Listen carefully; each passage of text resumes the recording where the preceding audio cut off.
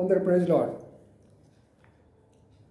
ప్రభు మహాకృపను బట్టి మరొక దినం మనకు ఆయన వాక్యాన్ని ధ్యానించడం కొరకై ఆయన ఇచ్చిన కృపను బట్టి ప్రభుని స్తుతిస్తూ ఉంటున్నాం. మన యొక్క అనుదిన పాఠము పరమగీతాన్ని గురించి అనేక సత్యాలు మనం నేర్చుకుంటున్నాం. మీరు వింటూ రండి, అనేకులకు తెలియచేస్తూ రండి. ఎవరైతే అడుగుతూ ఉంటున్నారో వారికి కూడా సమాధానాలు ఇస్తూ రండి. ప్రార్థన చేసుకొని ప్రారంభించుకుందాం. ప్రేమల మా పడవ తండ్రి, నమ్మకాన్ని మా దేవానికి స్తోత్రాలు. దినమంతా కాపాడారు, భద్రపరిచారు. ప్రభా యొక్క సమయంలో ఉదాసరాన్ని నన్ను అభిషేకించుకొని పరమగీత మా ప్రభా కొన్ని విషయాలు ధ్యానించబోతుండగా మీ ఆత్మాభిషేకం దయచేయమని ప్రార్థిస్తుంటున్నాం. ప్రేమల మా పడవ వినేవారందరూ క్షేమాభివృద్ధి కలుగు చేయము. సత్యాన్ని తెలుసుకున్నట్లు దానిని మా ప్రభు అనుసరించట్లో సహాయం చేయమని అంధకార శక్తులు మీ నాపడ బంధిస్తూ మమ్మల్ని తగ్గించుకుంటూ మీ వైపు చూస్తూ యేసే పరిశుద్ధ నామమున స్తుతించి ప్రార్థించి కనపరిచి పెడుచున్నాము తండ్రి, ఆమేన్. రండి, పరమగీతం 1వ అధ్యాయము 3వ వచనములో చదువుకుంటున్నాం. నీవు పూసుకొని పరిమళ తైలము సువాసన కలది, నీ పేరు పోయబడిన పరిమళ తైలంతో సమానము, కన్యకులు నిన్ను ప్రేమించుదురో. చాలు. సర్వణ లేఖన భాగాన్ని ప్రభాషించి దీవించుగాక.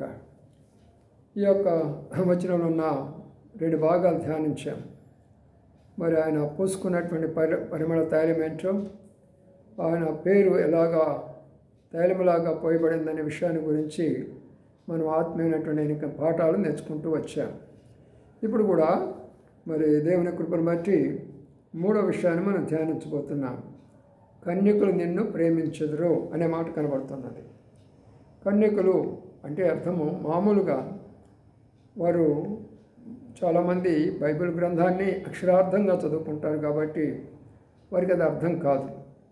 ఎందుకంటే నీ చేయి నిన్ను పచ్చినడలా నరికి పారవేయమని చెప్పాడు.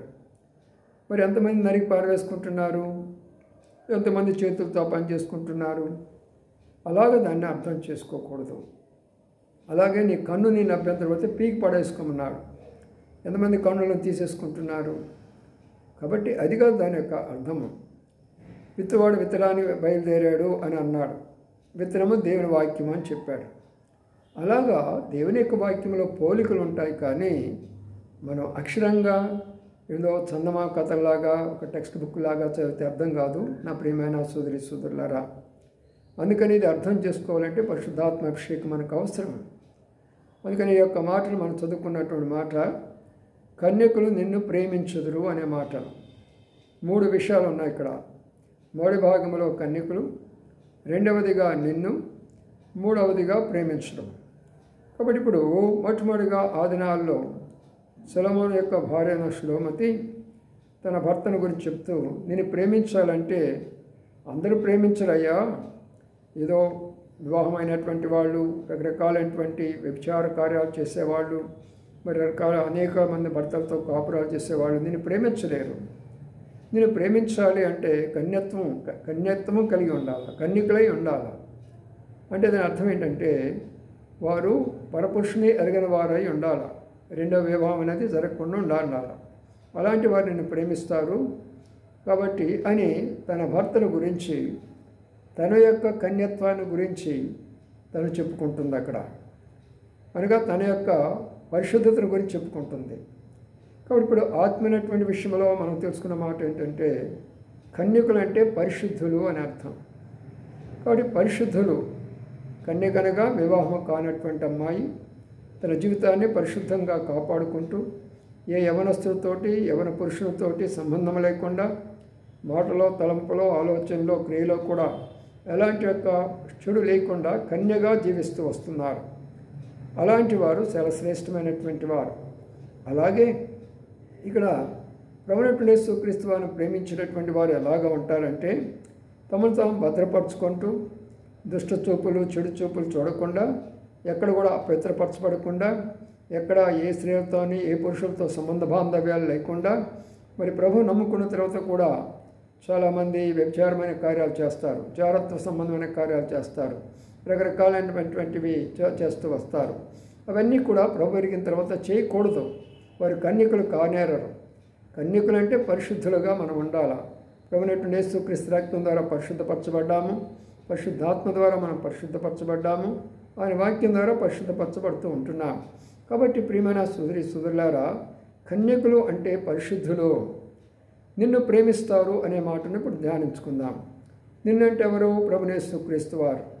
మరి ఆయన ఎందుకు ప్రేమించాలంటే ఈ యొక్క మరి సంఘము కొరకై, ఆయన నమ్మినటువంటి బిడ్డల కొరకై ఆయన ప్రేమించి ఆయన రక్తాన్ని ధారపోసి ఆయన వారి కొరకై శిలయాగం చేసి వారి కొరకై ఎంతో సమర్పణ చేసుకుంటున్నాడు.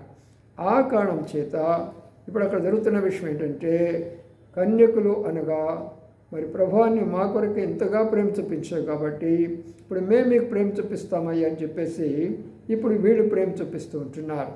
కాబట్టి ప్రియమైన సోదరులారా, అది కన్యత్వంలో ఉన్నటువంటి ఒక రహస్యం.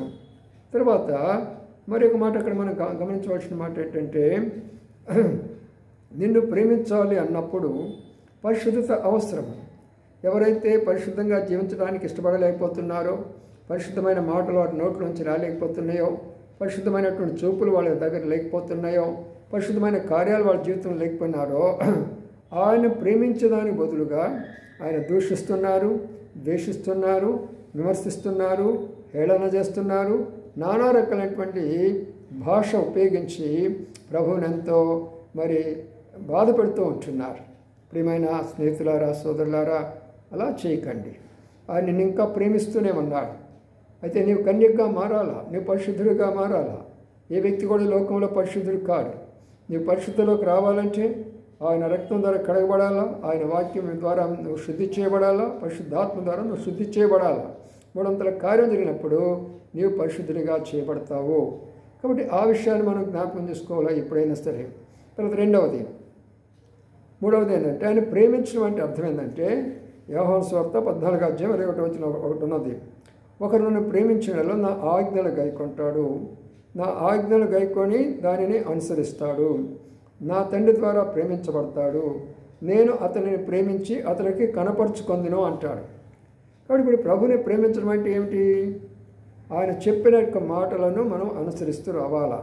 వాళ్ళు ఎవరైనా సరే, నేను దేవుని నమ్ముకున్నాను, నేను దేవుని అనుకోవడం కాదు. నువ్వు దేవుని నమ్ముకున్నావు రైటే, నువ్వు క్రైస్తుడిగా మారేవు రైటే, నీవు దేవుని యొక్క బిడ్డ అని చెప్పుకుంటున్నావు రైటే, మంచిదే. అయితే ఆయన చెప్పిన విధానంలో నువ్వు చేస్తున్నావా? ఆయన ఆజ్ఞలు చెప్పాడు, 2 ఆజ్ఞలు చెప్పాడు. నీ దేవుడైన యెహోవాను పూర్ణ హృదయంతో, పూర్ణ శక్తితో, పూర్ణ జ్ఞానంతో, పూర్ణ వివేకంతో ఆయన ప్రేమించమని చెప్పాడు. ఇది మొదటి ఆజ్ఞ. నిన్ను వాళ్ళని నీ పొరుగువారిని ప్రేమించమన్నాడు, 2వ ఆజ్ఞ. ఈ 2 ఆజ్ఞలు మనం పాటిస్తున్నామా? ఆయన పూర్తిగా ఆయన ప్రేమించగలుగుతున్నామా? సగం వరకే ప్రేమిస్తాము. మన సమయంలో సగం కూడా ఆయనకి ఏమో. మనకి ఏది దేవుడు ఇచ్చాడు దానిలో సగం కూడా ఆయనకి ఇవ్వలేము. కాబట్టి పూర్తి మనసు లేదు. ఆ కష్టాలు ఉంటే ప్రభు దగ్గరికి వస్తాము, కష్టాలు తీరిపోతే రాలేము. అవకాశం ఉన్నప్పుడు మందిరానికి వస్తాము, అవకాశం లేనప్పుడు రాలేము. మరి వాక్యము మరి ఎప్పుడైనా మనసు ఉంటే చదువుతాము, మనసు లేకపోతే చదవము. అట్లా కాదు, పూర్ణ మనసుతో ఆయన ప్రేమించాలా, పూర్ణ హృదయంతో ఆయన ప్రేమించాలా, పూర్ణ శక్తితో ఆయన ప్రేమించాలా. అది ఆయన ప్రేమించడం అంటే.